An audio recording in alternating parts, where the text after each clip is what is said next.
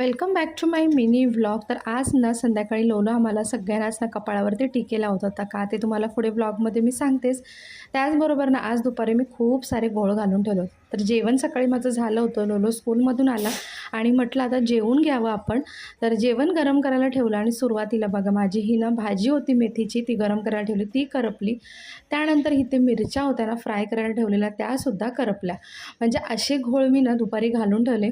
त्यानंतर मग इथे ना संध्याकाळी मला थोडीशी थंडी लागायला लागली होती, स्वेटर घातलं होतं मी.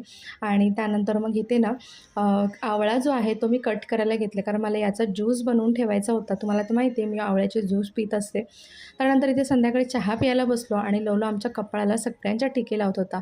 कारण त्यांनी ना उज्जैनला बघितलं होतं की असं हातामध्ये ना करंडा घेऊन टिक्के लावतात तिकडे, म्हणजे मंदिराच्या बाहेर. तर तो तेच कॉपी करत होता आणि सगळ्यांना विचारत होता की तुम्हाला कोणता टिक्का लावू वगैरे. आमचं हसू काही आवरतच